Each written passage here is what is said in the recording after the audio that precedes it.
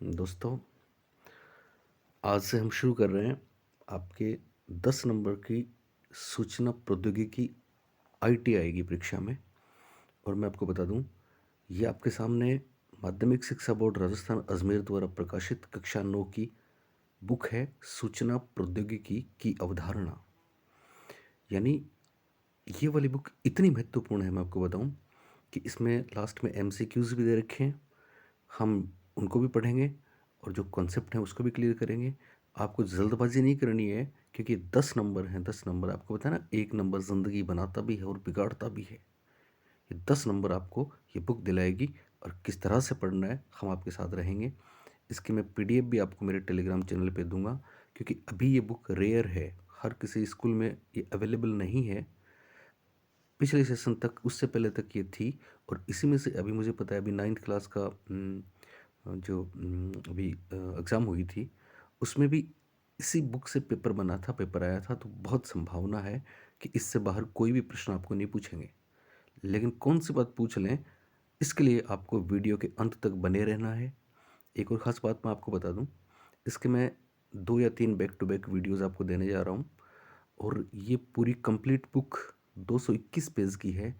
और यकीन है मुझे कि आप मेरे तीनों वीडियोस देखने के बाद केवल 3 घंटे इस बुक को देना, 3 घंटे में आपके 10 नंबर पक्के। हालांकि परीक्षा से पहले एक बार और रिवाइज करना है आपको, बाकी कुछ मुश्किल रहेगा नहीं, क्योंकि मैं पूरी बुक की पीडीएफ आपको मेरे चैनल पे देने वाला हूँ। आपको चाहिए तो मेरे को आप कमेंट करके बोलोगे कि सर हमको पीडीएफ चाहिए, तो ही मैं दूंगा, नहीं तो नहीं दूंगा। और नए बच्चे चैनल को सब्सक्राइब कर लें। तो चलिए शुरू करते हैं। खास बात, इसमें जो एमसीक्यूज़ हैं वो मैं लास्ट में लूँगा।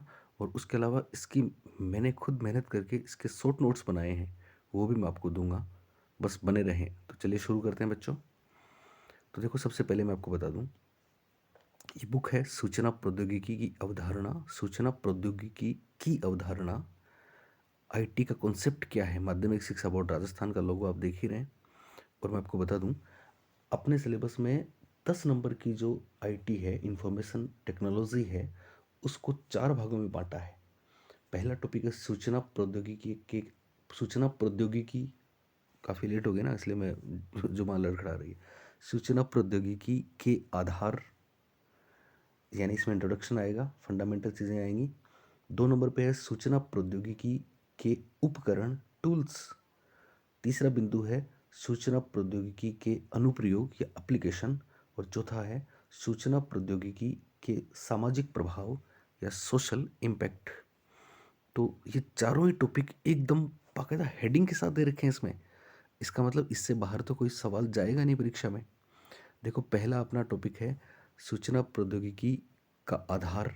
तो आधार का मतलब है इंट्रोडक्शन। तो इसमें इकाई 1 दे रखी है, इंट्रोडक्शन टू कंप्यूटर। इसमें 2 टॉपिक रहेंगे, इंट्रोडक्शन टू कंप्यूटर और input output and storage devices. Memory की बात होगी, इनपुट आउटपुट की बात होगी। इसी के साथ इकाई 2, ये बहुत ही महत्वपूर्ण है, संचार एवं इंटरनेट तकनीकी, कम्युनिकेशन एंड इंटरनेट टेक्नोलॉजी। तो इसमें कंप्यूटर कम्युनिकेशन एंड नेटवर्क भी है और इंटरनेट टेक्नोलॉजी भी है। ठीक है। तीसरी इकाई है प्रोसेसिंग टूल्स। तो उपकरण है प्रोसेसिंग टूल्स। इसमें 2 पार्ट हैं, माइक्रोसॉफ्ट विंडोज़ और माइक्रोसॉफ्ट ऑफिस। और फिर चौथी इकाई बहुत छोटी सी, बहुत महत्वपूर्ण, बहुत छोटी सी, मतलब आप उसको 1 घंटे में कर सकते हैं आराम से। सूचना एवं संचार प्रौद्योगिकी अनुप्रयोग एवं उसके सामाजिक प्रभाव।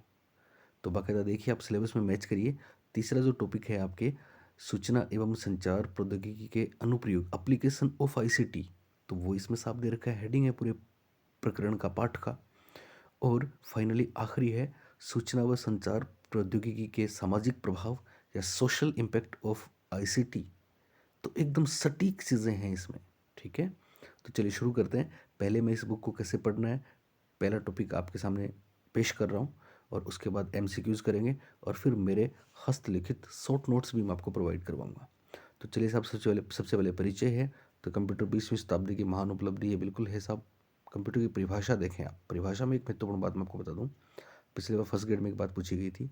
तो यहाँ कंप्यूटर की अधिमान्य परिभाषा निम्न है: कंप्यूटर एक स्वचालित इलेक्ट्रॉनिक मशीन है। इलेक्ट्रॉनिक मशीन है।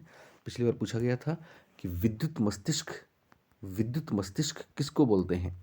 तो दरअसल विद्युत मस्तिष्क कंप्यूटर का ही दूसरा नाम है। यह फर्स्ट ग्रेड में पूछा जा चुका है।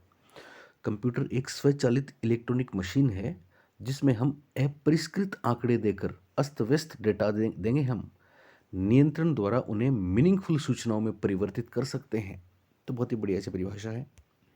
उसके बाद आगे चलते हैं और आगे कंप्यूटर के प्रकार, टाइप्स ऑफ कंप्यूटर में देखो दो तरह से हम प्रकार देखते हैं। एक तो क्लासिफिकेशन बेस्ड ऑन एप्लीकेशन, अनुप्रयोग के आधार पे कितने प्रकार हैं, और एक उसके आकार के आधार पे कितने प्रकार हैं। तो आपको बता दूं, अनुप्रयोग के आधार पर कंप्यूटर के 3 प्रकार हैं। कितने प्रकार हैं? 3, और बस बहुत ही कॉन्सेप्चुअल चीज़ें हैं। पहला प्रकार है एनालॉग कंप्यूटर। यानी एनालॉग कंप्यूटर के बारे में एक ही बात का ध्यान रखना है कि ये अंकों पर कार्य नहीं करते। हालांकि हम जानते हैं कंप्यूटर तो 0 और 1 की भाषा ही समझता है, पर ये पहला जो प्रकार है, इसमें अंकों की बात नहीं होती, बल्कि भौतिक रूप से जो डेटा उपलब्ध हैं उन पे सीधे ही कार्रवाई होती है। जैसे कि ताप, दाब, लंबाई, विद्युत अथवा अन्य द्रव्यों के प्रवाह आदि भौतिक राशियों के रूप में जो होते हैं। इन कंप्यूटरों का उपयोग वहाँ किया जाता है जहाँ इन भौतिक राशियों के निरंतर मापन की आवश्यकता होती है। एक महत्वपूर्ण शब्द याद रखना, एनालॉग संकेत सतत या कॉन्टिन्यूअस होते हैं। एनालॉग कंप्यूटर के संकेत कैसे होंगे? कॉन्टिन्यूअस होंगे, सतत होंगे। ये बहुत महत्वपूर्ण बात है। तो आप इस ग्राफ में देख रहे हैं, ये सतत हैं, सतत, ये रुकते नहीं है। जैसे कि हम पेट्रोल डलवाते हो ना, पेट्रोल डीजल, तो पेट्रोल डलवाते हैं तो फिर वो रुकता नहीं है, मीटर चलता रहता है। विद्युत मीटर आप देखते हो तो वो कंटिन्यूअस रहता है, रुकता नहीं है। वैसे ही थर्मामीटर से आप टेम्परेचर नापते हैं तो ऊपर जाता है कि नीचे आता है, वो कंटिन्यूअस रहता है। तो ये कंटिन्यूअस रहने वाली बात महत्वपूर्ण है सबसे। एनालॉग में क्या होता है? कंटिन्यूअस होते हैं संकेत, एनालॉग के संकेत सतत होते हैं। ये बात याद रहेगी, और इसके एग्जाम्पल हम बता सकते हैं जो मैंने आपको बताए हैं। खास बात नीचे देखिए आप, महत्वपूर्ण बात, स्पीडोमीटर, घड़ी चलती है ना, 1 सेकंड में भी कई पार्ट्स कर देते हैं, 100 पार्ट कर देते हैं, 10 कर देते हैं, 60 कर देते हैं, टिक टिक टिक करके भागती है। ठीक है, विद्युत मीटर, थर्मामीटर, वोल्टेज मीटर आदि एनालॉग कंप्यूटर के कुछ अन्य उदाहरण हैं। दूसरा है डिजिटल कंप्यूटर। तो पहला प्रकार था एनालॉग कंप्यूटर, दूसरा है डिजिटल कंप्यूटर। डिजिटल कंप्यूटर अंकों पर कार्य करते हैं। ये इन्हीं डाटा पर कार्य करते हैं जो बाइनरी डिजिट के रूप में होते हैं। बाइनरी शब्द बार बार आएगा। बाइनरी का मतलब 0 और 1 से है, 2 अंकों वाली भाषा जो कंप्यूटर समझता है। कंप्यूटर में सभी डाटा व निर्देश एक साथ इनपुट किए जाते हैं। कंप्यूटर इनकी गणनाएं करता है, आउटपुट के रूप में रिजल्ट देता है। खास बात और बहुत खास बात, ये कंप्यूटर बहुउद्देशीय होने के कारण विविध कार्यों में प्रयुक्त होते हैं। और कंप्यूटर के बारे में जब भी चर्चा होती है तो हमारा तात्पर्य इन्हीं कंप्यूटर से होता है। डिजिटल कंप्यूटर के संकेत, मोस्ट इंपॉर्टेंट बात, डिजिटल कंप्यूटर के संकेत या सिग्नल असतत या डिसकंटिन्यूअस होते हैं। ये बहुत महत्वपूर्ण बात ध्यान रखना, असतत होते हैं, डिसकंटिन्यूअस होते हैं। और ये देखिए एग्जाम्पल, आपको याद आ रहा है, आपने हमारी पियाजे की क्लास देखी तो आपको हमने बताया था कि पियाजे के अनुसार संज्ञानात्मक विकास सतत नहीं होता बल्कि असतत होता है। और अगर उसको हम ग्राफ पे प्रेजेंट करें तो ऐसा ग्राफ बनता है। ऐसा हमने आपको बताया था हमारे वीडियोज़ में, याद है? तो ये जहाँ भी होता है वहाँ असतत होता है, डिसकंटिन्यूअस होता है, डिस्क्रीट होता है। बोलिए होता है कि नहीं? तो ये 0 से 1 अंक हो गया, ये 11 अंक है, ये आगे वाले अंक हैं। तो इस तरह से ये है डिसकंटिन्यूअस सिग्नल, और वो थे continuous signal. Discontinuous signal digital computer है और कंप्यूटर यही भाषा समझता है। देखो ये थे सतत, इसमें सतत और कंटिन्यूअस है, और नीचे वाले में असतत हैं। तीसरा है हाइब्रिड। हाइब्रिड और कुछ नहीं है बल्कि दोनों का ही मिक्स रूप है। तो पहली बात आपने जो समझी आज, वो क्या समझी? कि एनालॉग कंप्यूटर में संकेत कॉन्टिन्यूअस होते हैं, सतत होते हैं। एग्जाम्पल्स विद्युत मीटर, स्पीडोमीटर, घड़ियां, थर्मामीटर, वोल्टेज मीटर। और डिजिटल कंप्यूटर में अंकों पर कार्य होता है और ये संकेत असतत या डिसकंटिन्यूअस होते हैं। हाइब्रिड, याद रखना, दोनों का मिला जुला रूप है। ये बात क्लियर हुई? वापस आएगी ये बात। आकार के आधार पर वर्गीकरण। तो आकार देखो ना, इंग्लिश के शब्द बहुत आसान रहे, कर देंगे आपके काम को। आकार के आधार पर माइक्रो कंप्यूटर छोटे और कम कीमत के होते हैं। ठीक है, अब माइक्रो कंप्यूटर, मिनी कंप्यूटर, ऐसे इनके नाम आएंगे। तो माइक्रो कंप्यूटर के भी कुछ प्रकार हैं। क्या क्या प्रकार हो सकते हैं? पहला डेस्कटॉप कंप्यूटर। तो ये फोटो दिख रही है आपको डेस्कटॉप की। डेस्कटॉप का और कोई मतलब नहीं है बल्कि जिसको हम डेस्क पे लगा सकें, जिसको टेबल पे लगा सकें, ये डेस्कटॉप कंप्यूटर का एग्जाम्पल है आकार के आधार पे। दूसरा लैपटॉप कंप्यूटर, तो लैपटॉप ये ब्रीफ केस के अटैची के आकार के होते हैं, बंद भी होते हैं, और ये इसका आपके सामने पिक्चर है, चित्र है, ठीक है। तीसरा जो प्रकार है पाम टॉप कंप्यूटर। अब आप देखिए, अगर आपको पता है पाम हथेली को बोलते हैं, तो ये कंप्यूटर साइज ये लैपटॉप कंप्यूटर से भी छोटे साइज के होते हैं। इनको हथेली पर रख कर चलाया जाता है, हथेली पर, इसलिए इनका नाम क्या हो गया, पाम टॉप कंप्यूटर हो गया साहब। ये देखिए पाम टॉप कंप्यूटर। इसी तरह नोटबुक कंप्यूटर, नोटबुक के आकार के हो जाएंगे, और भी छोटे होंगे ये, ठीक है, आपके सामने दिख रहा है नोटबुक कंप्यूटर। इस तरह से टेबलेट कंप्यूटर, वो तो आप देखते हैं ये मोबाइल से बड़ा होता है, और इसमें सारी चीज़ें एक साथ एक जगह पे होते हैं, उंगलियों से चलाते हैं इनको। तो ये तो हुए आकार के आधार पर माइक्रो कंप्यूटर के प्रकार। दूसरा मिनी कंप्यूटर। मिनी कंप्यूटर मध्यम आकार के हैं, माइक्रो से बड़े हैं, अधिक कार्यशील, शक्तिशाली व अधिक कीमत वाले होते हैं। इनकी मेमोरी अपेक्षाकृत अधिक होती है। इनमें एक से ज़्यादा सीपीयू होते हैं, एक समय में एक से ज़्यादा लोग काम कर सकते हैं। ये एक्चुअली कार्यालयों में, बैंकों में, ऐसी जगह पे मिलते हैं, एक साथ एक से ज़्यादा लोग काम करते हैं इन पे। तीसरा main frame computer. Mainframe computer सबसे बड़े होते हैं, इनकी मेमोरी बहुत ज़्यादा होती है, इनमें एक साथ बहुत से लोग काम करते हैं। इनका प्रयोग रेलवे, आरक्षण, बीमा कंपनियों, एयरपोर्ट, अनुसंधान संस्थाओं, व्यावसायिक संगठनों में किया जाता है। IBM 4300, IBM 4381, VAX 8842 mainframe computer के उदाहरण हैं। और चौथा सुपर कंप्यूटर। सुपर कंप्यूटर ये आकार में सबसे बड़े होते हैं, इनकी मेमोरी और कार्य करने की गति सबसे ज़्यादा होती है। अधिक शुद्धता वाली गणनाएं सुपर कंप्यूटर से संभव हैं। आपको पता है जब स्पेस में हम अंतरिक्ष में उपग्रह भेजते हैं, सुपर कंप्यूटर काम आता है। सुपर कंप्यूटर हमारे वैज्ञानिक अनुसंधानों में काम आता है, मौसम के बारे में भविष्यवाणी करते हैं, भूगर्भ में ज़मीन के अंदर कौन से तेल गैस के भंडार हैं उनकी खोज करते हैं। तो ये बहुत ही एक्यूरेट होते हैं। इन पर अनेक व्यक्ति कार्य कर सकते हैं। इनका उपयोग मुख्यतः वैज्ञानिक अनुसंधानों, मौसम की भविष्यवाणी करने, अंतरिक्ष अनुसंधान, प्रयोगशालाओं, रक्षा संगठनों, एटॉमिक संयंत्रों, अनुवांशिकी, अभियांत्रिकी, जेनेटिक इंजीनियरिंग आदि में, डीएनए, आरएनए आदि में, सब में काम आते हैं। परम इनका एग्जाम्पल है, और परम के बारे में तो इस बुक में अलग से भी दिया है, आप जानते होंगे, नाम सुना होगा आपने, परम की कहानी। परम सुपर कंप्यूटर का विकास भारत में पुणे स्थित सीडेक द्वारा किया गया है। यह पूर्णतः भारतीय कंप्यूटर है। इसका निर्माण भारत के लिए बहुत बड़ी वैज्ञानिक उपलब्धि है। परम के एक से एक बढ़कर उत्कृष्ट स्वरूप आ चुके हैं। हालांकि शुरू में परम 8000 आया था, पर अब तो परम सिद्धि तक आ चुके हैं। और परम के विकास की कहानी बड़ी रुचिकर है। 1980 के दशक की बात है, जब संयुक्त राष्ट्र अमेरिका ने भारत को तकनीकी के विशिष्ट क्षेत्रों में दी जाने वाली जानकारी और कंप्यूटर हार्डवेयर तथा क्रे XMP नामक सुपर कंप्यूटर की आपूर्ति पर प्रतिबंध लगा दिया, तो भारत के लिए प्रतिबंध वरदान सिद्ध हुआ, और भारत के कंप्यूटर वैज्ञानिकों ने इस प्रतिबंध को एक चुनौती के रूप में लिया, और उसका परिणाम था परम। एक विलक्षण गुणों और अद्वितीय क्षमता वाला परम सुपर कंप्यूटर भारत ने बना लिया था। आपको पता है भारत ने ये परम कंप्यूटर बनाया था 1991 में। कब बनाया था? 1991 में। और इसके लिए जिनको श्रेय दिया जाता है, फादर ऑफ सुपर कंप्यूटर जो कहलाते हैं, उनका नाम है प्रोफेसर विजय पांडुरंग भाटकर। प्रोफेसर विजय पांडुरंग भाटकर, पुणे में। पांडुरंग मराठी हो गया ना शब्द, विजय पांडुरंग भाटकर इनका नाम है। विजय पांडुरंग भाटकर, विजय पी भाटकर भी बोलते हैं। ये फादर ऑफ सुपर कंप्यूटर कहलाते हैं। 1991 में परम बना था पुणे में। ओके, इसके बाद अगली बात, कंप्यूटर के उपयोग क्या हैं? तो देखो, उपयोग तो बहुत सारे कंप्यूटर के उपयोग हैं। कैलकुलेशन से ले हमारी निजी ज़िंदगी में जितनी चीज़ें हैं, मौसम के पूर्वानुमान, अंतरिक्ष अनुसंधान, नाभिकीय संयंत्रों, ये तो विशिष्ट क्षेत्र हैं।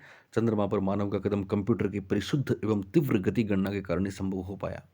संचार क्षेत्र में क्रांतिकारी, रिवोल्यूशनरी चेंजेस आए हैं। एक बटन दबाकर दुनिया के किसी भी कोने में बैठे व्यक्ति से हम बात कर सकते हैं। इंटरनेट तो आप जानते ही हो, ज्ञान का भंडार है, सूचनाओं का भंडार है।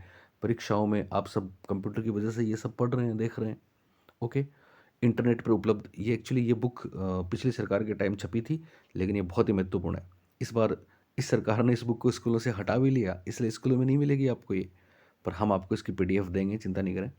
इंटरनेट पर उपलब्ध टेलीफोन डायरेक्टरी में लेते हैं, रेल, बस, हवाई जहाज़, कुछ भी कर सकते हैं हम इससे, कितनी चीज़ें हैं। इसके अलावा नेट टेलीफोनी, दूर से हम नेट बैंकिंग करते हैं, ऑनलाइन आप बुक मंगवाते हो, हमारी वीडियो कॉन्फ्रेंसिंग करते हो, सब में कंप्यूटर का ई कॉमर्स यहाँ पे आ गया, ठीक है, चीज़ें बेचना खरीदना। इसके अलावा ई बैंकिंग, घर बैठे आप पूरी बैंकिंग कर रहे हैं, टेलीफोन, बिजली, पानी का बिल भरते हैं। और एटीएम की सुविधा भी कंप्यूटर की वजह से, ये एटीएम की फुल फॉर्म भी है, देखो ऐसे से आती है परीक्षा में। एटीएम की फुल फॉर्म दे रखी है atomic teller machine, any time money भी कहा जाता है। एटॉमिक टेलर मशीन, ये एटीएम आपके सामने है।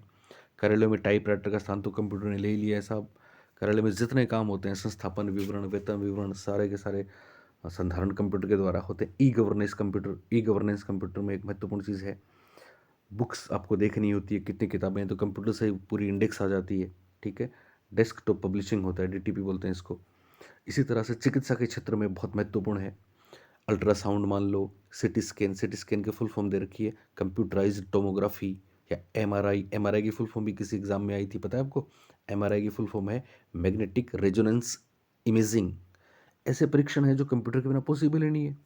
ठीक है, हमारी ईसीजी होती है, जेनेटिक इंजीनियरिंग होती है, डीएनए, फिंगरप्रिंट, ये सारे के सारे कंप्यूटर में, कंप्यूटर से रिलेटेड हैं। और बहुत महत्वपूर्ण बात यहाँ पे ध्यान रखें, एक शब्द आया है कि जैव चिकित्सा विज्ञान, यानी ये लेटेस्ट चीज़ है। जैव चिकित्सा विज्ञान, जैव बायो है, चिकित्सा विज्ञान और कंप्यूटर का संयोग से विज्ञान की एक नई शाखा बायो इन्फॉर्मेटिक्स, बायो इन्फॉर्मेटिक्स भी अस्तित्व में आई है। इसके अलावा कक्षा रूम में तो खैर कंप्यूटर बेस्ड टीचिंग होती ही है। कितनी भी चीज़ें आप देख रहे हैं आज, ई लर्निंग से लेके वर्चुअल क्लासरूम से लेके डिजिटल प्लेटफॉर्म जो भी हैं, ये रोबोट साहब आ गए साहब, इनका भी बहुत बड़ा रोल है। इंजीनियरिंग के क्षेत्र में तो कंप्यूटर कितना इंपॉर्टेंट है, चाहे बड़ी बिल्डिंग बनाने हो, मल्टी स्काई क्रैकर्स बनाने हो, हवाई जहाज़ का निर्माण करने हो, ये सारी के सारी कंप्यूटर एडेड डिज़ाइनिंग इसमें इतनी हेल्पफुल होती है। किसी कागज़ पे निर्मित घर के नक्शे को देखकर पता नहीं लगता वास्तविक रूप क्या होगा, कैसा दिखेगा, लेकिन सीएडी की मदद से, कंप्यूटर एडेड डिजाइनिंग की मदद से हम जो घर बनेगा ना उसको पहले ही देख सकते हैं। तो कितनी महत्वपूर्ण बात है। इसी तरह मनोरंजन के क्षेत्र में भी बहुत उपयोग है। कंप्यूटर गेम तो हम सब देखते हैं, वीडियो गेम से लेके सारी चीज़ें। फिल्में, आपको पता है कंप्यूटर की सहायता से स्पेशल इफेक्ट दिए जाते हैं फिल्मों में। इवन कुछ ओल्ड पुरानी फिल्में थी, उनको भी कलर कलर रूप दे दिया जाता है। देखो यहाँ पे देखा ना, मुगल आजम नया दौर जो ब्लैक एंड वाइट थी, इनके रंगीन संस्करण बना दिए। और आपको पता है 1983, मेरे को याद है 1983 में भारत ने पहला वर्ल्ड कप जीता था क्रिकेट में, लेकिन उसकी रिकॉर्डिंग नहीं थी, कुछ फुटेज थे, केवल फोटोग्राफी थी। तो उनको जोड़ के आज पूरे वीडियोज़ हैं, आप यूट्यूब पे देख सकते हैं किस तरह से कपिल देव की कप्तानी में भारत ने इंग्लैंड में जो वर्ल्ड कप हासिल किया था, फाइनल में वेस्ट इंडीज़ को हराया था। 183 पे इंडिया ऑल आउट हो गई थी, फिर 141 पे उनको आउट कर दिया था। तो वो सब इसी से है। जुरासिक पार्क आपने देखी है, जितने आपने ये फिल्में देखी हैं, गॉडजिला, एनाकोंडा, लिटिल स्टुअर्ट, इनमें सब में ये जुरासिक पार्क का जो डायनासोर है वो कंप्यूटर की वजह से ही तो था। टीवी चैनल, संगीत में भी बहुत बड़ा रोल है। कंप्यूटर द्वारा संगीत की रचना करना एक एक कमाल है। कंप्यूटर द्वारा संगीत की रचना करना musical instrument digital interface MIDI कहलाता है। कंप्यूटर हमारे घरों में प्रवेश कर चुका है। शिक्षा, मनोरंजन, पत्र लेखन, ओके। कंप्यूटर की विशेषताएं, कोई ज़्यादा पढ़ने की जरूरत नहीं है। Speed, accuracy, power of remembering, versatility, automation, storage, सब कुछ है। कंप्यूटर की सीमाएं तो साहब अभी इंसान की जगह तो नहीं ले पाया है। अब कंप्यूटर की पीढ़ियाँ बहुत महत्वपूर्ण है। एक्चुअली कंप्यूटर की पीढ़ियों को हम 5 चरणों में बांट के पढ़ते हैं, और क्या खास बात है केवल वही देखेंगे। पहली पीढ़ी हम मानते हैं 1942 यूएसए से शुरुआत करते हैं। इस समय कंप्यूटर में वैक्यूम ट्यूब का उपयोग होता था। वैक्यूम ट्यूब क्या होती थी? आकार में बहुत बड़ी होती थी, स्लो थोड़ा चलता था, इनपुट आउटपुट पंच कार्डों का उपयोग होता था।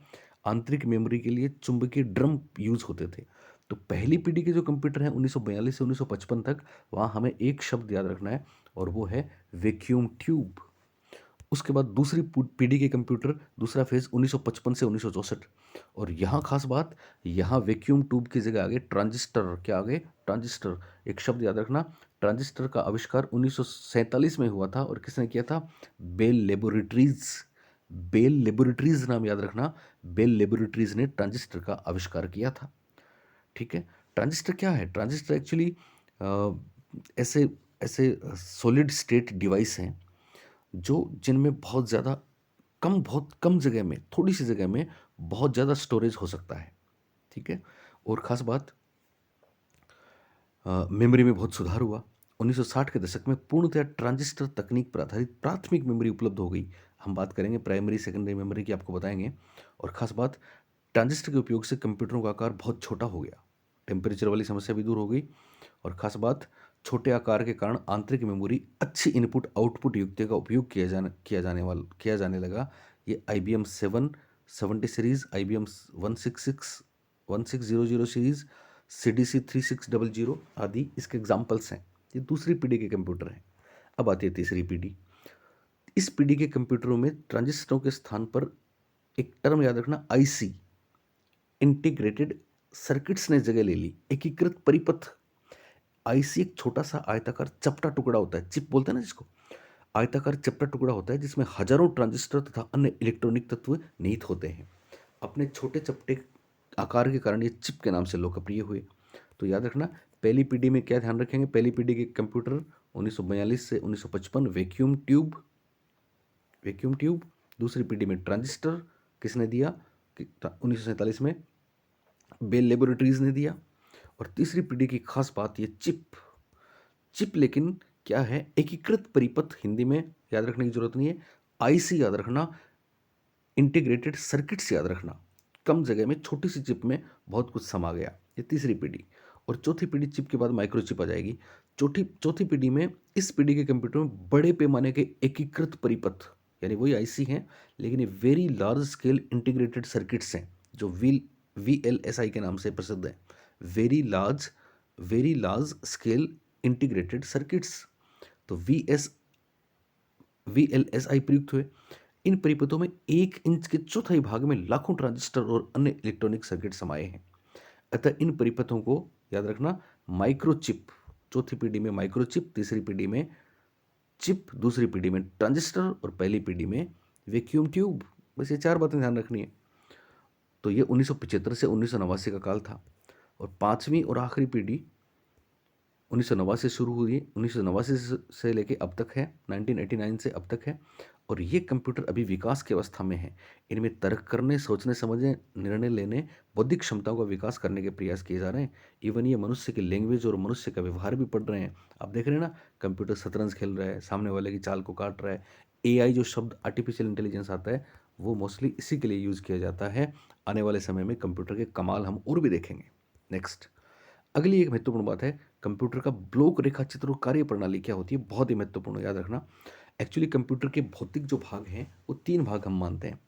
एक इनपुट है, इधर इनपुट, और फिर बीच में आपका सिस्टम यूनिट जिसमें आपका CPU ALU होगा, मेमोरी होंगी दोनों, और फिर आउटपुट होगा। बहुत आसान रहेगा आपके लिए। सिस्टम यूनिट कंप्यूटर का मुख्य भाग है। इसमें क्या होता है, इसमें CPU होता है, एक बॉक्स होता है और कई सर्किट्स लगे होते हैं, मदरबोर्ड होता है। अभी क्लियर करेंगे हम इसको। 2 नंबर पे इनपुट यूनिट देखिए आप। इनपुट यूनिट सिस्टम यूनिट में डाटा या प्रोग्राम, मतलब कंप्यूटर में हम जो भी इनपुट देते हैं ना, इनपुट कैसे दे सकते हैं, कीबोर्ड से दे सकते हैं, माउस से दे सकते हैं, फ्लॉपी डिस्क से दे सकते हैं, स्कैनर, आप स्कैन करके चीज़ें अंदर डालते हो ना, स्कैनर से दे सकते हैं, माइक्रोफोन से दे सकते हैं, माइक्रोफोन में ध्वनि वाली चीज़ें डिजिटल में कन्वर्ट हो जाती हैं।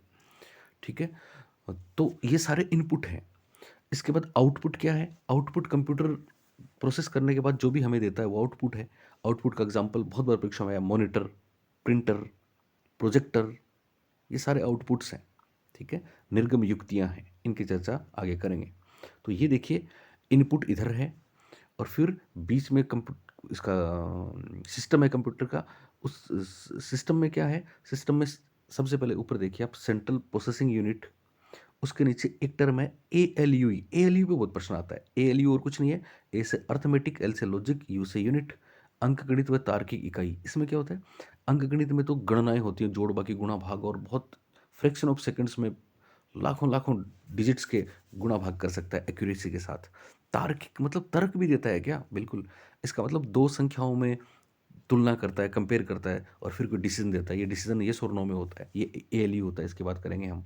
तो CPU होता है बीच में प्रोसेसिंग में, फिर ALU होता है, और एक CU होता है, CU कंट्रोल यूनिट, इन सबको कंट्रोल करती है। और फिर 2 प्रकार की मेमोरी है, एक तो मेन मेमोरी, एक सेकेंडरी मेमोरी। मेन मेमोरी को मुख्य मेमोरी कहते हैं और सेकेंडरी को द्वितीयक संग्रहणिका या सेकेंडरी स्टोरेज यूनिट भी कहते हैं। और फिर आउटपुट आ गया। ये सिंपल क्लियर है। अब इनके बारे में थोड़ा सा हम देखेंगे। देखो, सबसे पहले हम देखते हैं केंद्रीय संसाधन इकाई या सेंट्रल प्रोसेसिंग यूनिट या CPU क्या है। तो महत्वपूर्ण बात याद रखना, ऐसा बहुत बार प्रश्न पूछा गया है, कंप्यूटर का दिमाग क्या होता है। कंप्यूटर का दिमाग CPU को बोलते हैं। बात क्लियर हुई। दूसरी महत्वपूर्ण बात, सीपीयू के 3 भाग होते हैं। सीपीयू के कितने भाग होते हैं? 3 भाग। एक तो सीयू, एक आपका अंकगणित व तार्किक इकाई जिसको एएलयू हम कहते हैं, अर्थमेटिक लॉजिक यूनिट, और एक मेमोरी अथवा संग्रहण इकाई, स्टोरेज यूनिट। ओके। अब खास बात क्या है? खास बात देखें आप। खास बात, सीयू। सीयू क्या है? सीयू में कंट्रोल यूनिट की अहम भूमिका है। नाम के अनुरूप यह कंप्यूटर की सूचनाओं के आदान प्रदान व कंप्यूटर के अन्य उपकरणों पर पूरा नियंत्रण रखती है। कार्य क्या है हमको पढ़ने की अभी जरूरत नहीं है। एएलयू देखिए, एएलयू क्या है? Arithmetic logic unit, ALU. यह यूनिट अंकगणित क्रियाएं व तार्किक क्रियाएं, अर्थमेटिक अंकगणित हो गई और लॉजिक तार्किक हो गई। अंकगणित क्रियाओं में जोड़, बाकी, गुणा, भाग सम्मिलित है। एएलयू में एक ऐसा इलेक्ट्रॉनिक परिपथ होता है जो अंकगणितीय संक्रियाएं करने में सक्षम होता है। तार्किक क्रियाओं में एएलयू दो संख्याओं या डाटा की तुलना कर निर्णय लेने का कार्य करता है। तुलना के परिणाम हाँ या ना में होते हैं, जिससे निर्णय लेने में सहायता मिलती है। बात क्लियर हुई? एएलयू के बाद दूसरी महत्वपूर्ण बात आती है मेमोरी, और मेमोरी बहुत ही महत्वपूर्ण चीज़ है, ध्यान रखना बच्चों। मनुष्य के दिमाग में याद रखने की क्षमता होती है जिसे स्मृति या मेमोरी कहते हैं।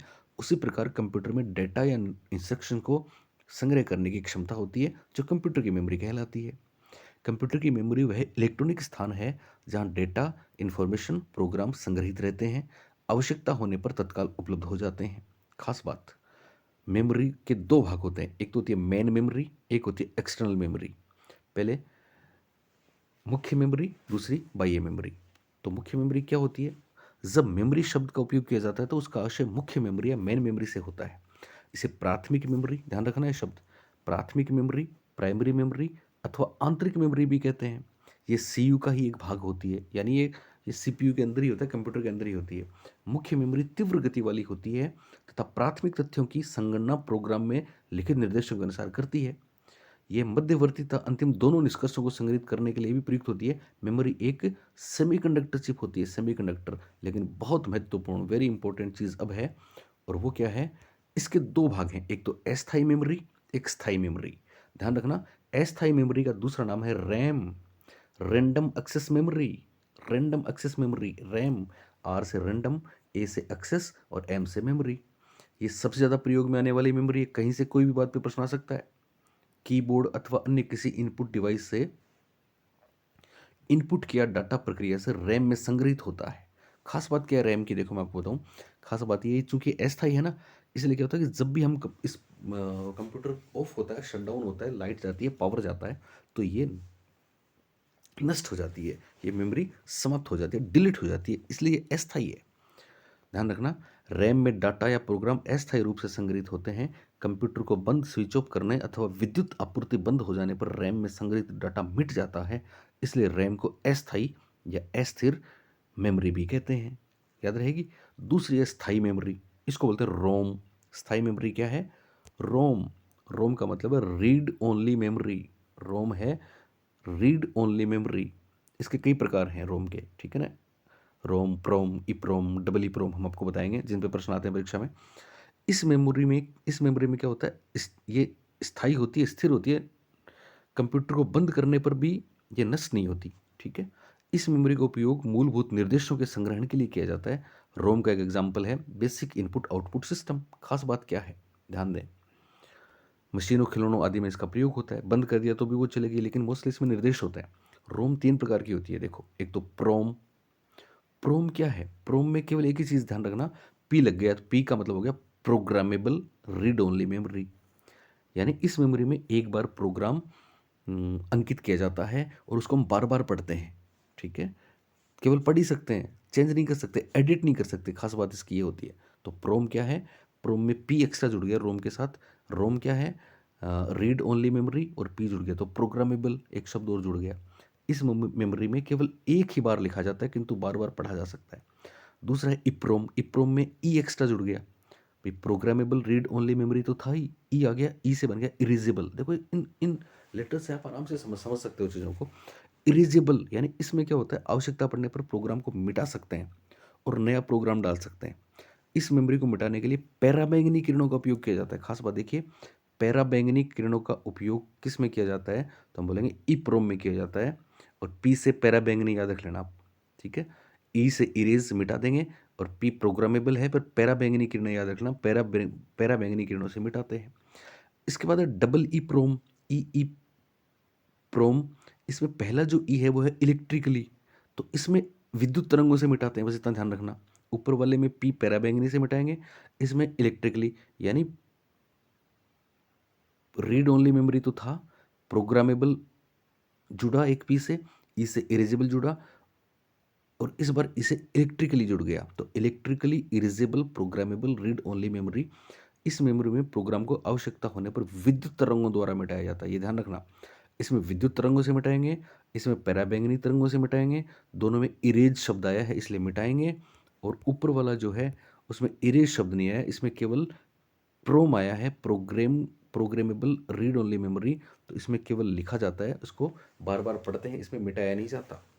ये तीनों ही याद रखना। कौन कौन से तीनों? प्रोम, ई प्रोम और ई प्रोम। ये क्या है तीनों के तीनों? ये तीनों के तीनों आंतरिक मेमोरी हैं, प्राइमरी मेमोरी हैं, प्राथमिक मेमोरी हैं। और ये किसके प्रकार हैं? ये रोम के प्रकार हैं। जो स्थायी मेमोरी है ये स्थायी है, ध्यान रखना। और रैम क्या थी? रैम थी अस्थायी, रैंडम एक्सेस मेमोरी, जो कंप्यूटर बंद होते ही डिलीट हो जाती है। पर ये कंप्यूटर बंद होते ही डिलीट नहीं होती, लेकिन ये दोनों ही चीज़ें कंप्यूटर के अंदर हैं, ये दोनों ही कंप्यूटर के अंदर हैं, इसलिए प्राइमरी मेमोरी के भाग हैं। अब है दूसरी मेमोरी, सेकेंडरी, जिसको हम बोलते हैं बाह्य मेमोरी। जितनी हम C D V D pen drive में डाल के चीज़ें ले जाते हैं ना, ये वो है।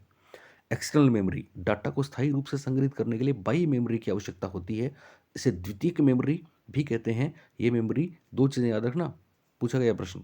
ये मेमोरी मैग्नेटिक और ऑप्टिकल, ये मेमोरी चुंबकीय तथा प्रकाशीय होती है। इसमें संग्रहित डाटा हमेशा सुरक्षित रहता है तथा कंप्यूटर को बंद करने पर भी नष्ट नहीं होता, ये बात तो उसमें भी थी। और ये खास बात है, hard disk, floppy floppy disk, magnetic tape आदि द्वितीयक मेमोरी के उदाहरण हैं।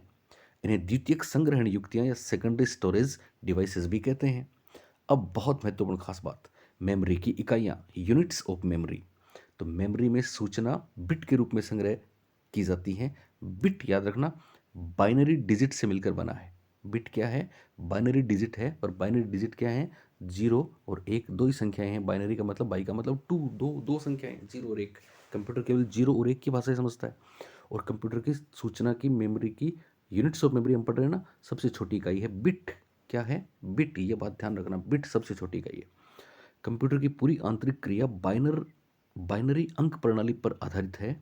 बाइनरी अंक प्रणाली में केवल दो ही अंक, जीरो व एक होते हैं। एक बिट का मान जीरो अथवा एक, यानी शून्य अथवा एक हो सकता है। खास बात क्या है वो सुने।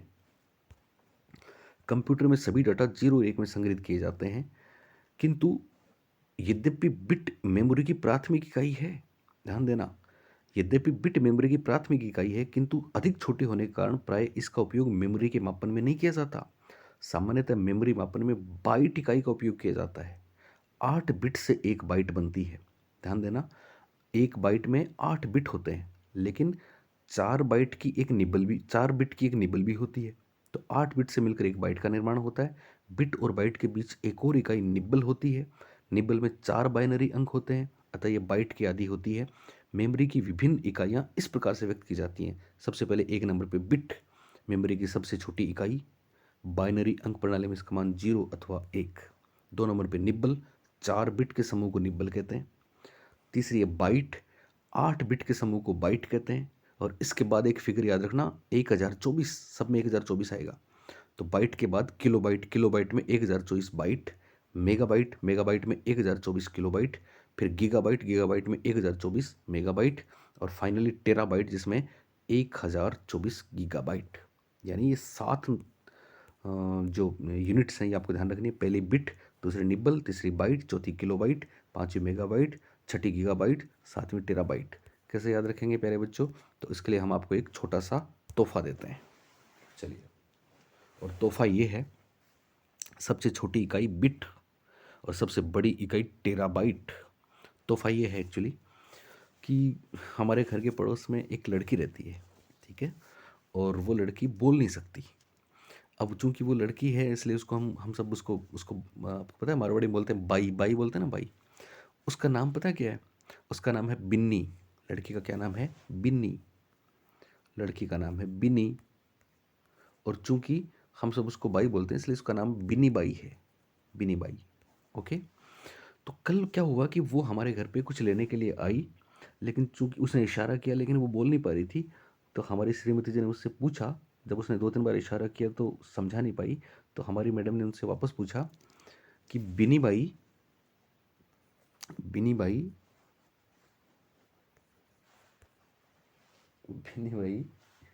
कैसा लग रहा है पता नहीं आपको? बिनी बाई क्या माँगे तू? क्या बोला हमारी मैडम ने कि बिनी बाई क्या माँगे तू? ईज़ी है ये। बिनी बाई, उस लड़के का नाम था बिनी बाई और वो कुछ माँग रही थी, तो बोला बिनी बाई क्या माँगे तू?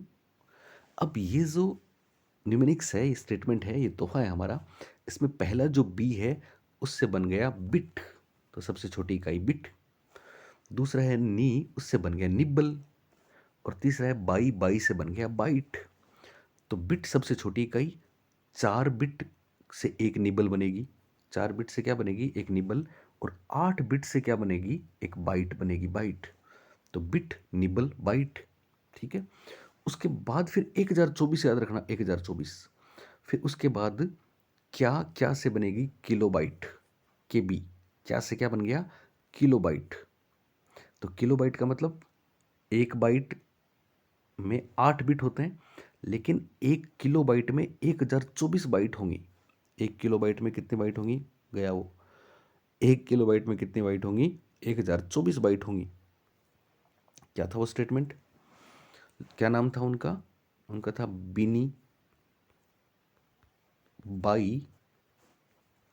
बिनी बाई क्या मांगे तू? बिनी बाई क्या मांगे तू? ये पूछा था मैडम ने। तो पहला बी से बना बिट, दूसरा नी से बना निब्बल, 4 बिट का एक निब्बल। तीसरा वाई, बिनी बाई, तीसरा बाई से बना बाइट, तो 8 बिट का एक बाइट। अब 1024 याद रखना बस। उसके बाद में क्या? किलोबाइट। मांगे में माँ ले लें, मांगे में मैं ले लें, और मैं से बन गया मेगाबाइट। तो पहले किलोबाइट हुआ, फिर मेगाबाइट हुआ, और गे से गीगाबाइट हुआ, और टू से टे से टेराबाइट हुआ, टेराबाइट। तो ये 4 याद रखना। ऊपर वाले बिनी बाई में तो बाइट, निब्बल, माफ करें, बिट, निब्बल, बाइट। और इसमें क्या मांगे तू, तो क्या से किलोबाइट, के मांगे तू बोला, एक्चुअली वो मारवाड़ी बोल रही थी, के मांगे तू, तो के से किलोबाइट, मैं से मेगाबाइट, गे से गीगाबाइट, तू से terabyte. Kilobyte, megabyte, gigabyte, terabyte. सब में 1024 लगा देना, आपका सवाल सही हो जाएगा। इस पे एक प्रश्न आ सकता है, संभावना है पूरी। तो एक बिट सबसे पहले, ठीक है, सबसे छोटी इकाई। निब्बल में 4 बिट होते हैं, बाइट में 8 बिट होते हैं, और उसके बाद बाइट के बाद फिर किलोबाइट 1024। किलोबाइट में पहले वाली चीज़ 1024 हो जाएगी, यानी 1024 बाइट। किलो के बाद मेगाबाइट, मेगाबाइट में 1024 किलोबाइट, फिर गीगाबाइट 1024 मेगाबाइट, और टेराबाइट 1024 गीगाबाइट। तो आ गया ना। सबसे पहला देखो आप, बी, बिट का बी, निब्बल का नी, बिन्नी, फिर बाई, तीसरा बाई हो गया, बिन्नी बाई, के किलोबाइट, मांगे, मांगे में मेगाबाइट और गीगाबाइट दोनों, और तू टेराबाइट। बात समझ में आई? इसके बाद संख्या प्रणाली के परिचय पे अगर कोई बात आए तो बहुत आसान है। बाइनरी में क्या होगा? बाइनरी में 0 और 2, सॉरी 0 और 1, केवल ये 2 अंक होंगे। ठीक है। आप आराम से नाम से लगा सकते हो। ओक्टल, ओक्टल सब सुना आपने? ओक्टल का मतलब होता है ओक्टल, ओक्टल, ओक्टल, 8, 8 को बोलते हैं ओक्टल। Hexa 6, Octal 8। तो इसमें 8 अंक होते हैं। शुरुआत 0 से होती है, इसलिए अंतिम अंक 7 होता है। ठीक है ना। तो इतना ध्यान रखना, परीक्षा में यही आ सकता है, ओक्टल संख्या प्रणाली में कितने लेटर, इसका आधार 8 होता है, इसका आधार 8 होता है, ये ध्यान रखना। इसी तरह से एक आएगा हेक्साडेसिमल। अब आप देखिए हेक्सा, आपको पता है हेक्सा किसको बोलते हैं? 6 को बोलते हैं। डेसिमल, डेसिमल 10, तो 6 डेसी 10 हो गया ना, 6 जोड़ 10, इसमें 6 जोड़ 10 होता है, यानी इसका आधार 16 होता है। कितना होता है? 16 होता है। इसमें पहले तो 10, अब आपको पता है इंग्लिश हिंदी में शब्द पहले वाले बाद में, बाद वाले पहले होते हैं ना, तो हेक्सा पहले, लेकिन यहाँ बाद में होगा। डेसिमल 10 पहले आ जाएगा। तो पहले तो 10 0 से लेकर 9 तक अंक हो गए, उसके बाद 6 लेटर हो गए, 6 A B C D E F। तो इसमें 0 से लेकर 9 तक अंक, उसके बाद ABCDEF। तो ध्यान रखना लास्ट वाला सबसे बड़ा अंक F होता है, जो 15 के बराबर होता है, क्योंकि 0 से शुरू करेंगे तो 15 तक 16 पूरे हो गए। ओके, बस थोड़ा सा बचा है, आप वो लास्ट वाली मेरी चीज़ देखना, मज़ा आएगा आपको। इसके बाद प्यारे बच्चों और कुछ ये करने की ज़रूरत नहीं, ये आपको कोई नहीं पूछेंगे। मैं पूरी ओरिजिनल, जो नए बच्चे हैं मेरे चैनल को सब्सक्राइब कर लें, क्योंकि इस बार ये जो मुहिम है ना, एक सीट दिलवा देगी आपको, और हम चीज़ों को इसी तरह से पढ़ते जाएंगे। सॉफ्टवेयर एंड हार्डवेयर, इस पर कोई बता सकती है? तो बहुत सिंपल है। हार्डवेयर कंप्यूटर सिस्टम के सभी भौतिक एवं मूर्त भाग जिन्हें हम देख सकते हैं और छू सकते हैं, हार्डवेयर कहलाते हैं। CPU, keyboard, mouse, printer, speaker आदि हार्डवेयर के उदाहरण हैं। इन भागों को हम देख भी सकते हैं और साथ में इन भागों को हम देख सकते हैं और छू सकते हैं। सॉफ्टवेयर क्या है, ये ध्यान रखना। कंप्यूटर से कार्य करवाने के लिए हमें कंप्यूटर को बताना होगा कि उसे क्या करना है। इस कार्य के लिए हमें कंप्यूटर को निर्देश देने पड़ते हैं। इन निर्देशों को ही सॉफ्टवेयर कहा जाता है। और बहुत इंपॉर्टेंट बात, इन निर्देशों के समूह को प्रोग्राम कहते हैं। प्रोग्राम क्या बोलते हैं? इंस्ट्रक्शंस को प्रोग्राम कहते हैं, यही सॉफ्टवेयर होते हैं। सॉफ्टवेयर ही हार्डवेयर को क्रियाशील बनाता है। सॉफ्टवेयर इलेक्ट्रॉनिक रूप में होते हैं जिन्हें देखा या छुआ नहीं जा सकता, तो ये तो आप सभी जानते हैं। अब सॉफ्टवेयर के प्रकार भी हैं, सिस्टम सॉफ्टवेयर और एप्लीकेशन सॉफ्टवेयर। सिस्टम सॉफ्टवेयर तो एक सामान्य होता है सबके लिए, पूरा मतलब ओवरऑल एक सिस्टम होता है। और एप्लीकेशन सॉफ्टवेयर क्या होता है? जैसे आप एक अकाउंटेंट हो, तो आपके पास वो टेली वाला सॉफ्टवेयर ऐसा आ गया कि उसमें अकाउंट्स वाली चीज़ें हो जाएंगी। कोई डॉक्टर है तो डॉक्टर के लिए सॉफ्टवेयर काम करेगा। तो एप्लीकेशन सॉफ्टवेयर प्रोग्रामों का वह समूह है जो किसी विशिष्ट या विशेष या निश्चित कार्य करने के उद्देश्य से बनाया जाता है। डॉक्टर, इंजीनियर, डिजाइनर, एडवोकेट आदि के लिए। एक और बहुत बहुत महत्वपूर्ण बात, कंप्यूटर भाषाएं, कंप्यूटर लैंग्वेज। इसमें तीन ही चीज़ याद रखेंगे। एक तो लोअर लेवल लैंग्वेज LLL, एक MLL मिडिल लेवल लैंग्वेज, एक हाई लेवल लैंग्वेज HLL। तीन ही चीज़ें, बहुत आसान है ये। भाषा क्या है? तीन। पहली क्या है? निम्न स्तरीय भाषा। निम्न स्तरीय भाषा को मशीन भाषा कहते हैं। और निम्न स्तरीय भाषा और कुछ नहीं है बल्कि 0 और 1 वाली बाइनरी लैंग्वेज को ही कहते हैं, क्योंकि कंप्यूटर की वह भाषा जिसे कंप्यूटर समझता है, इसे बाइनरी या 0, 1 भाषा भी कहते हैं। इस भाषा के द्वारा मशीन से सीधे संपर्क होता है, इसलिए इसको मशीन की भाषा भी कहते हैं। बस इतना याद रखना है निम्न स्तरीय भाषा में, ठीक है। MLL में, मिनिमम लेवल लैंग्वेज में। 2 नंबर पे है असेंबली भाषा। ये ध्यान रखना, असेंबली भाषा या संयोजन भाषा। इसमें क्या होता है? इसमें एक कोड आ जाता है, निमोनिक कोड। निमोनिक जैसे हमने अभी आपको बोला बिन्नी भाई, वो निमोनिक था। तो जब ये संयोजन भाषा, असेंबली भाषा इंट्रोड्यूस हुई कंप्यूटर में, तो एक सरल न्यूमोनिक याद करने का एक तरीका दे दिया गया साहब। इसमें कोडिंग हो गई, कोडिंग। तो याद रखना इसमें एक ही बात, असेंबली भाषा 2 नंबर वाली है, मिडिल वाली, उसमें क्या होता है? निमोनिक कोड होता है, निमोनिक कोड, ये याद रखना बस। और तीसरी उच्च स्तर की भाषा होती है। उच्च स्तर की भाषा में इंग्लिश आती है। क्या आती है? इंग्लिश। यानी असेंबली भाषा की कमियों को दूर करने के लिए उच्च स्तरीय भाषा का विकास किया गया। इसमें कोड के स्थान पर अंग्रेजी भाषा में निर्देश दिए जाते हैं, बस इतना ध्यान रखना। और उच्च स्तरीय भाषा के एग्जाम्पल ये बहुत बार पूछा गया फर्स्ट ग्रेड से लेके सीटेट तक, कि साहब उच्च स्तरीय भाषा में C++, जावा आदि इसके एग्जाम्पल हैं। तो ये कंप्यूटर की भाषा हो गई, ठीक है। एक शब्द और आता है, लैंग्वेज ट्रांसलेटर, भाषा संसाधक। ये ऐसे प्रोग्राम हैं, यानी सॉफ्टवेयर होते हैं जो एक भाषा के निर्देश स्वीकार करके अन्य भाषा में उसको बदल देते हैं। और इसमें 3 नाम याद रखने पड़ेंगे आपको सिर्फ, कंपाइलर, इंटरप्रेटर, असेंबलर। इंटरप्रेटर कई बार हम सुनते हैं ना कि संसद में वो कोई तेलुगु में बोल रहा है तो वो कान के लगाए रहते हैं, तो वो अपने आप को कन्वर्ट हो जाती है इंग्लिश में, तो ये इंटरप्रेटर है। तो कंपाइलर बोलो या इंटरप्रेटर बोलो या असेंबलर बोलो, ज़्यादा पढ़ने की जरूरत नहीं है। ये तीनों क्या हैं? ये लैंग्वेज ट्रांसलेटर हैं। फिर एक आखिरी बात, ऑपरेटिंग सिस्टम। ऑपरेटिंग सिस्टम, एक ही बात ध्यान रखनी है कि ऑपरेटिंग सिस्टम एक्चुअली क्या होता है? ऑपरेट करता है कंप्यूटर को, वो हो गया है। पर खास बात इसकी क्या है? यह है कंप्यूटर और यूज़र के बीच में एक कड़ी होती है। कंप्यूटर और यूज़र के बीच में एक कड़ी है। MS DOS, विंडोज़, लिनुक्स आदि कुछ प्रचलित OS हैं, ऑपरेटिंग सिस्टम है। फिर सुन लें ऑपरेटिंग सिस्टम के बारे में। ऑपरेटिंग सिस्टम कंप्यूटर और हम लोग जो है ना, उनके बीच में एक ब्रिज होता है। साथ में सॉफ्टवेयर और हार्डवेयर के बीच में भी ब्रिज होता है।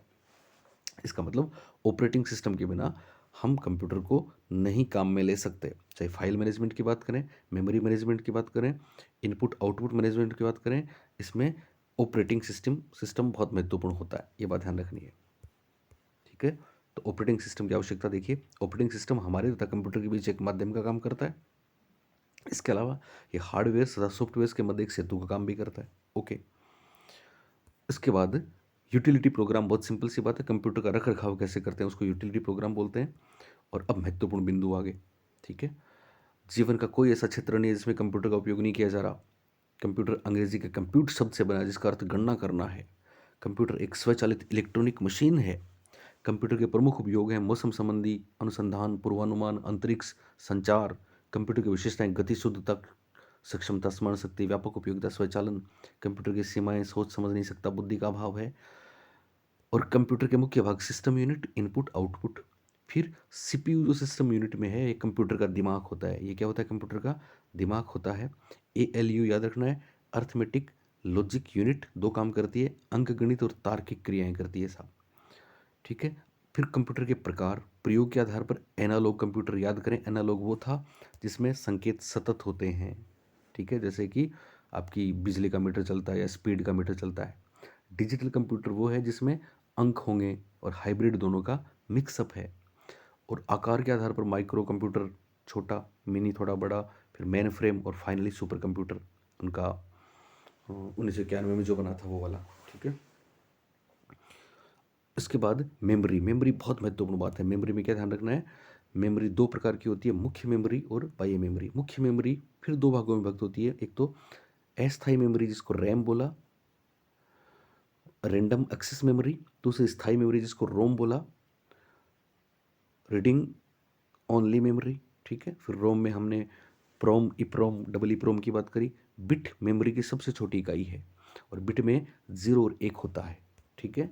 इसके बाद बाइट आएगा। बाइट 8 बिट के समूह को बाइट कहते हैं। सामान्यतः एक कैरेक्टर, अंक या अक्षर को एक बाइट से व्यक्त किया जाता है, ठीक है। इसके बाद में हार्डवेयर, भौतिक भाग देख सकते हैं, छू सकते हैं। सॉफ्टवेयर, निर्देश होते हैं। फिर कंप्यूटर की 5 सीढ़ियाँ मैं आपको बता चुका हूँ। 5 सीढ़ियाँ याद हैं आपको? ट्रांजिस्टर, वैक्यूम, पहले सबसे पहले वैक्यूम ट्यूब आई, फिर ट्रांजिस्टर आया, फिर आपके वही चिप, माइक्रो चिप, और फिर अभी एआई की बात करते हैं हम, सोचने वाली। कंप्यूटर विकास क्रम 5 सीढ़ियों वाला हो गया। यूजर भाषा को मशीन भाषा में बदलने के लिए ट्रांसलेटर सॉफ्टवेयर की आवश्यकता होती है। कंप्यूटर भाषाएं भी 3 हैं। निम्न स्तरीय भाषा बताई थी आपको अभी, आप lower level language triple L, ठीक है। इसमें क्या था? इसमें बाइनरी लैंग्वेज है। असेंबली भाषा 2 नंबर वाली, मिडिल लेवल लैंग्वेज, इसमें न्यूमेरिक कोड होता है। और हाई लेवल तीसरी, इसमें इंग्लिश भाषा होती है। सॉफ्टवेयर दो प्रकार के हो गए, सिस्टम और एप्लीकेशन। एप्लीकेशन स्पेसिफिक काम के लिए होता है। Compiler, interpreter, assembler operating system के उदाहरण हैं। अब कुछ महत्वपूर्ण प्रश्न देखिए। पहला प्रश्न देखिए साहब, कंप्यूटर में ये ऑथेंटिक माध्यमिक शिक्षा बोर्ड राजस्थान की बुक के एमसीक्यूज हैं जिनसे बाहर परीक्षा में कोई बात नहीं आएगी, ठीक है ना। तो कंप्यूटर में डाटा स्वीकार कर, डाटा को एक्सेप्ट किससे करते हैं? सीपीयू से करते हैं कि सीयू से, कंट्रोल यूनिट से करते हैं कि इनपुट यूनिट से करते हैं कि आउटपुट यूनिट से?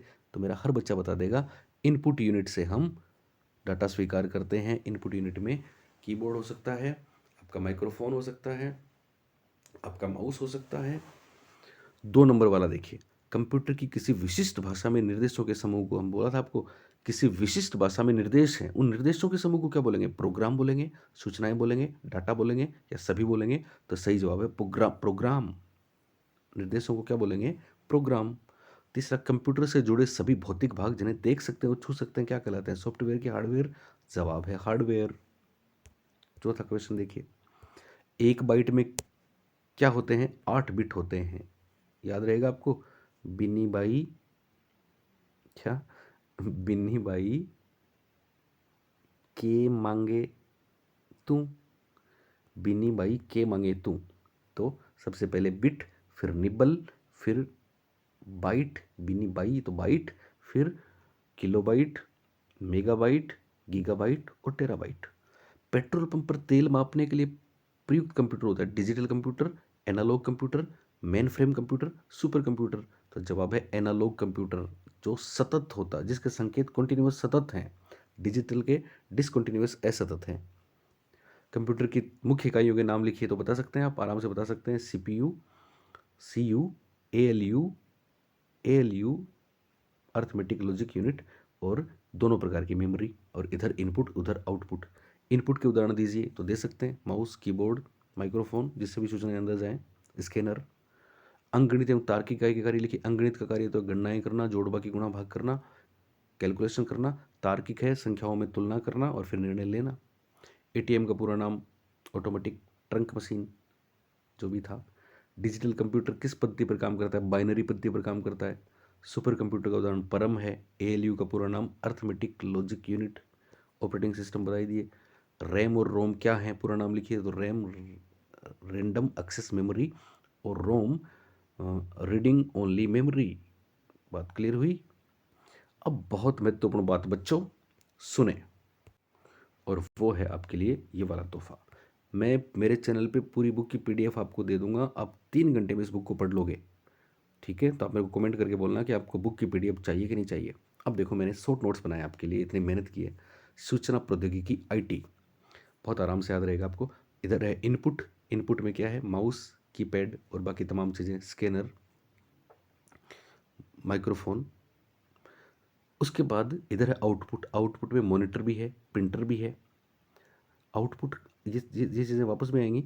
आउटपुट मतलब कंप्यूटर में प्रोसेसिंग के बाद हम जो रिजल्ट लेते हैं, तो मॉनिटर स्क्रीन पे हम जो लिखा हुआ देखते हैं ना, वो है। प्रिंटर में कुछ छाप भी सकते हैं हम, छपा हुआ मॉनिटर वाले जो लिखा हुआ है उसको पेपर भी ले सकते हैं, हार्ड कॉपी में ले सकते हैं ना। उसके अलावा प्रोजेक्टर, प्रोजेक्टर भी आउटपुट है।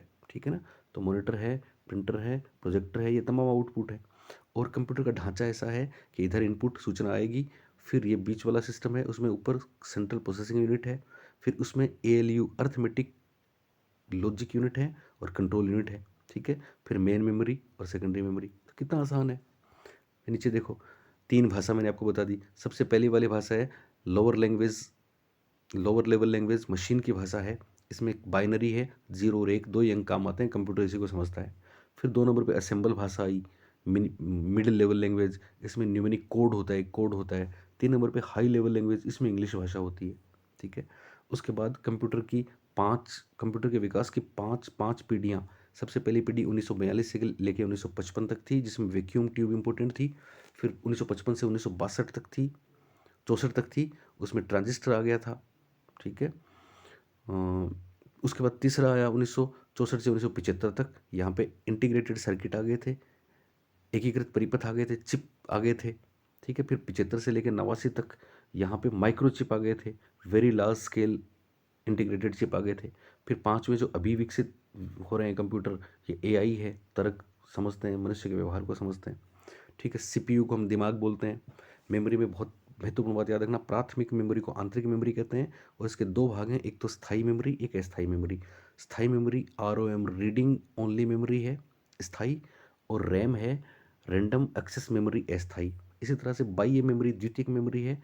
बाह्य मेमोरी की खास बात, बाह्य मेमोरी में ऑप्टिकल और मैग्नेटिक 2 शब्द याद रखना। ऑप्टिकल मतलब आपके वो, हिंदी में क्या बोलेंगे इसको, क्या बोला था, मैग्नेटिक चुंबकीय, ऑप्टिक प्रकाशीय। हाँ, प्रकाशीय और चुंबकीय। हार्ड डिस्क ले लो, फ्लोपी ले लो, मैग्नेटिक टेप ले लो, ये एग्जाम्पल हैं बाह्य द्वितीयक मेमोरी के। ठीक है। फिर यहाँ जो आपकी रोम है, रोम के भी 3 प्रकार हैं। पहला पी रोम, पी रोम में पी जुड़ गया, प्रोग्रामेबल रीडिंग ओनली मेमोरी है। ठीक है। तो इसमें क्या होता है, एक बार प्रोग्राम छाप दिया, बार बार पढ़ते रहो। फिर उसके बाद में ई शब्द और जुड़ गया, ई से इरेजेबल बना, erasable programmable reading only memory. तो इसमें हम इसको इरेज भी कर सकते हैं। किससे इरेज कर सकते हैं? पैराबैंगनी किरणों से कर सकते हैं, पी लिखा हुआ है आगे। ठीक है। और ये है डबल ई प्रोम, ई प्रोम। तो ई प्रोम में क्या हो गया, erasable programmable reading only memory तो पहले से था, एक ई और लग गया, वो इलेक्ट्रॉनिक हो गया, इलेक्ट्रिकली हो गया। ठीक है ना। तो इसमें भी विद्युत तरंगों से मिटा सकते हैं, बस इतना फर्क ना ध्यान रखना। ई प्रोम में तो पैराबैंगनी किरणों से मिटाते हैं, और डबल ई वाले में इलेक्ट्रिक, नाम ही आ गया इसका, electrically erasable programmable reading only memory, तो इसमें विद्युत तरंगों से मिटाते हैं। और पी रोम में एक बार लिख दिया, उसको बार बार पढ़ते हैं। ठीक है। ये तीनों लैंग्वेज ट्रांसलेटर हैं, कंपाइलर, इंटरप्रेटर, असेंबलर। और 1024 याद रखना, 1024। और ये भी हमने आपको दे दिया तोहफा। बिन्नी बाई क्या मांगे तू, तो पहला बी सबसे छोटी इकाई, बिट, नी 4 बिट निबल, बाई बाइट 8 बिट से, क्या मतलब के मांगे, तो के से किलोबाइट, मांगे में मैं से मेगाबाइट, गै से गीगाबाइट, और लास्ट वाला तू टे टेराबाइट। 1024 याद रखना, 8 याद रखना, 8 बिट का एक बाइट 1024 यहाँ से चालू हो जाएगा, क्या मांगे तू। और बाइनरी तीनों लैंग्वेज में आपको बता चुका हूँ। बाइनरी 01 ऑक्टल 8 है, 0 से 7 तक अक्षर होते हैं। हेक्सा डेसिमल में दो चीज़ें, हेक्सा का मतलब 6 होता है, डेसिमल का मतलब 10 होता है। तो 10 + 6 0 से 9 संख्याएं 10 हो गई, और ABCDEF ये हो गए। तो प्यारे बच्चों, गुड नाइट। आगे वाला वीडियो देखना है तो शेयर करें सबको, और मेरे को कमेंट करके बताएं कि वीडियो आपको कैसा लगा। आवाज़ इसमें थोड़ी धीरे थी, आगे वाले में तेज़ कर दूंगा। Okay, thank you, bye, good night, शब खैर।